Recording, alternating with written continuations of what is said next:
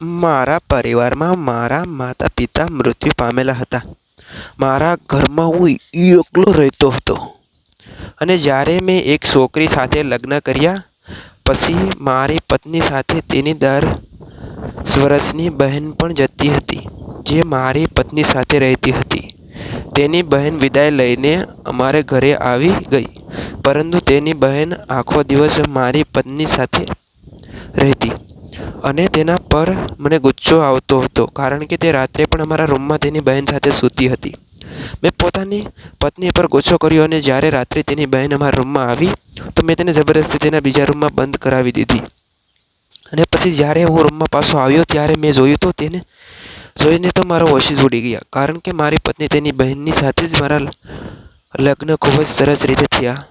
અને જ્યારે લગ્ન પછી હું મારી પત્નીને મારા ઘરે લાવ્યો ત્યારે તો લગ્નની પહેલી રાત્રે જ્યારે હું પોતાના રૂમમાં આવ્યો ત્યારે હું ખૂબ જ ખુશ હતો. મેં સ્વાગતની ગિફ્ટ તો ખરીદી જ હતી, પરંતુ એ પ્રેમથી ભરેલી ગિફ્ટ પણ લાવ્યો હતો. હું ગુલાબના ફૂલ ખરીદીને લાવ્યો કારણ કે હું જાણતો હતો કે છોકરીઓ આ પ્રકારની ગિફ્ટ જોઈને ખૂબ જ ખુશ થઈ જશે.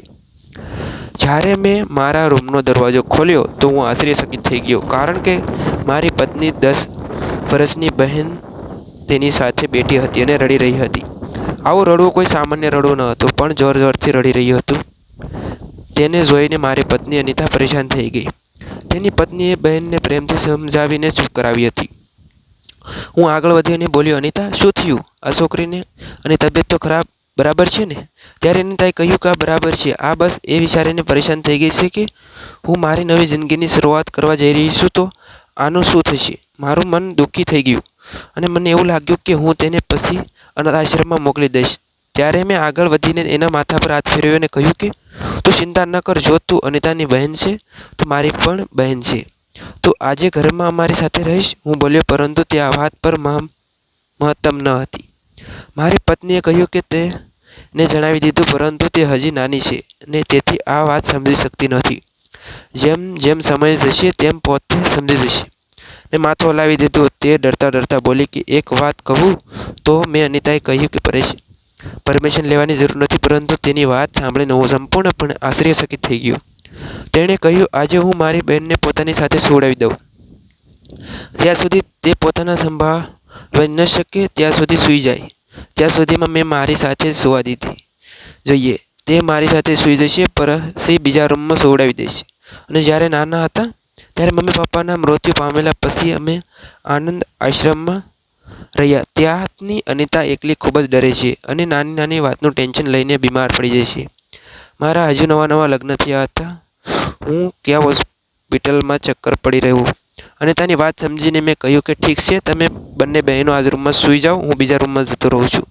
અનિતા ઊભી થઈને મારી પાસે આવીને કહ્યું કે હું હંમેશા તમારી આભારી રહીશ.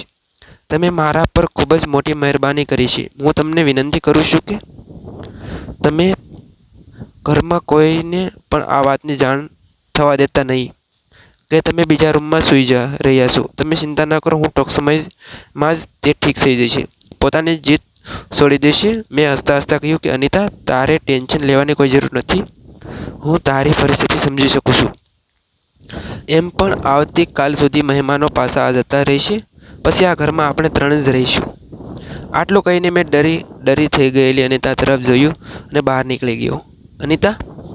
અનિતાને તો સાવ સાતો સ્તન આપી રહી હતી, પરંતુ હું પોતાને કેવી રીતે આપી શકું? મારા દિમાગ વારંવાર એક જ પ્રશ્ન આવી રહ્યો હતો કે શું અનિતા આમ જ હંમેશા મારી ખુશીઓ વચ્ચે રહેશે? હું હા પાડી પોતાને તો નુકસાન કરી બેઠો છું. મેં ખૂબ જ કોશિશ કરી પોતાના દિલમાંથી આ બધી વાતો કાઢી નાખું. પછી હું અનિતા અને નીતા સાથે રહેવા લાગ્યો. સમય આમને આમ વીતતો ગયો અને નીતાને પણ અમે પોતાની બહેનની જેમ રાખી અને હું અને અનિતા એને ભણાવી અને તેની લાયક ખૂબ જ સારો છોકરો અને નોકરી કરતો શોધ્યો. તેના લગ્ન કરાવી દીધા. નીતા તેના લગ્ન જીવનમાં ખુશ છે અને હું અને અનિતા પણ ખુશી રહેવા લાગ્યા. મિત્રો, વિડીયો પસંદ આવ્યો તો વિડીયોને લાઈક અને ચેનલને સબસ્ક્રાઈબ જરૂર કરજો. ફરી મળીશું આપણે એકવાર નવા વિડીયોમાં. ત્યાં સુધી આવજો મિત્રો. Tata bye bye. મળીશું આપણે આવતીકાલે. અને વિડીયો પૂરેપૂરો જોવા બદલ તમારો ખૂબ ખૂબ ધન્યવાદ મિત્રો. Tata bye bye.